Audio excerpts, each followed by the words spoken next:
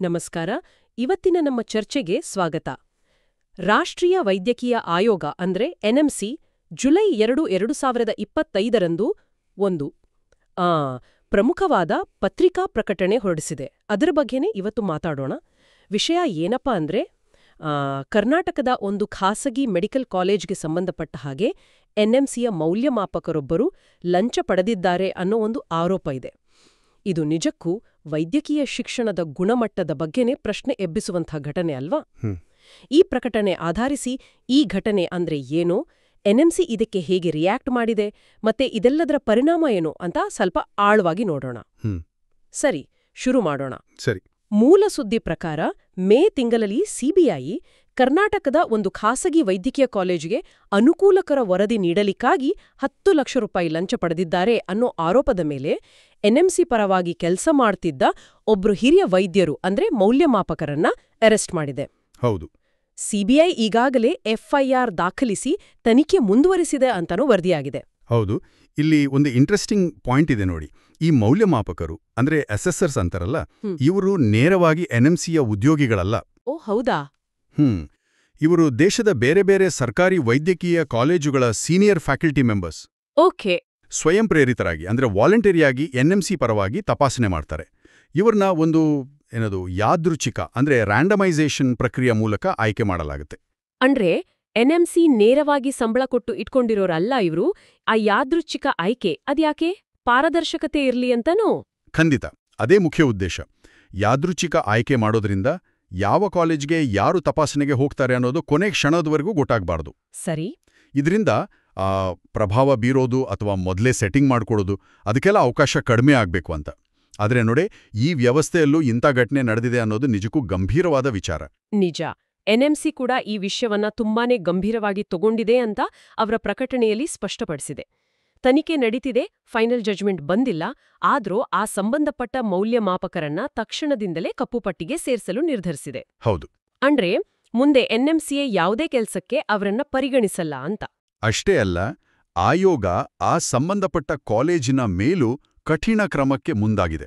ಇದು ಬಹಳ ಮುಖ್ಯವಾದ ಬೆಳವಣಿಗೆ. ಹೌದು. ಅದೇನು ಕ್ರಮ? 2025-26ನೇ ಶೈಕ್ಷಣಿಕ ವರ್ಷಕ್ಕೆ ಆ ಕಾಲೇಜಿನಲ್ಲಿ ಈಗಿರೋ ಪದವಿ ಅಂದ್ರೆ ಯುಜಿ ಕೋರ್ಸ್ಗಳು ಮತ್ತು ಸ್ನಾತಕೋತ್ತರ ಅಂದ್ರೆ ಪಿಜಿ ಕೋರ್ಸ್ಗಳ ಸೀಟ್ಗಳನ್ನ ನವೀಕರಿಸೋದಿಲ್ಲ ಅಂತ ತೀರ್ಮಾನಿಸಿದೆ. ರಿನ್ಯೂವಲ್ ಇಲ್ಲ.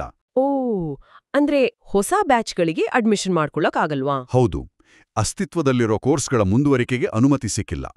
ಇದರ ಜೊತೆಗೆ 2025-26ಕ್ಕೆ ಸೀಟ್ಗಳನ್ನ ಜಾಸ್ತಿ ಮಾಡಬೇಕು ಅಂತ ಅಥವಾ ಹೊಸ ಕೋರ್ಸ್ಗಳನ್ನ ಶುರು ಮಾಡಬೇಕು ಅಂತ ಕಾಲೇಜ್ ಅರ್ಜಿ ಹಾಕಿದ್ರೆ ಅದನ್ನೂ ಸಹ ರದ್ದುಪಡಿಸಲಾಗಿದೆ.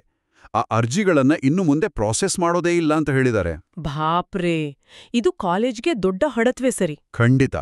ಇದನ್ನು ದೊಡ್ಡ ಚಿತ್ರದಲ್ಲಿ ನೋಡಿದ್ರೆ ಎನ್ಎಂಸಿ ಭ್ರಷ್ಟಾಚಾರದ ವಿಷಯದಲ್ಲಿ ಶೂನ್ಯ ಸಹಿಷ್ಣುತೆ ಅಂದ್ರೆ ಝೀರೋ ಟಾಲರೆನ್ಸ್ ಪಾಲಿಸಿ ಪಾಲಿಸ್ತೀವಿ ಅಂತ ಬರೀ ಬಾಯಿ ಮಾತಲ್ಲಿ ಹೇಳ್ತಿಲ್ಲ, ಅದನ್ನ ಆಕ್ಷನ್ನಲ್ಲೂ ತೋರಿಸ್ತಿದೆ ಅನ್ನೋದು ಸ್ಪಷ್ಟವಾಡುತ್ತೆ.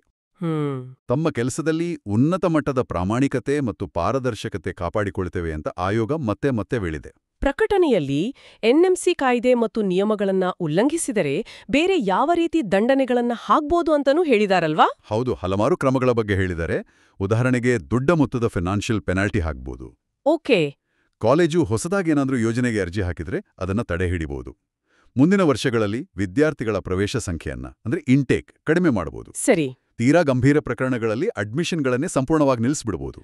ಅಬ್ಬಾ. ಮೌಲ್ಯಮಾಪಕರ ಮೇಲೆ ಯಾವ ರೀತಿ ಕ್ರಮ ಆಗ್ಬೋದು ನೋಡಿ, ಸಂಬಂಧಪಟ್ಟ ಮೌಲ್ಯಮಾಪಕರು ಸರ್ಕಾರಿ ನೌಕರರಾಗಿದ್ದರೆ ಅವರ ವಿರುದ್ಧ ಸರ್ಕಾರಿ ನೌಕರರ ನಡತೆ ನಿಯಮಗಳ ಅಡಿಯಲ್ಲಿ ಶಿಸ್ತು ಕ್ರಮಕ್ಕೆ ಶಿಫಾರಸು ಮಾಡಬಹುದು.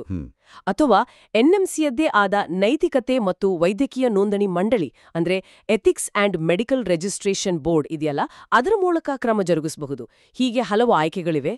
ಕೇಸ್ನ ಗಂಭೀರತೆ ನೋಡಿಕೊಂಡು ಕ್ರಮ ಬದಲಾಗುತ್ತೆ. ಹಾಗಾದ್ರೆ ಇದೆಲ್ಲದರ ಒಟ್ಟು ಸಾರಾಂಶ ಏನು?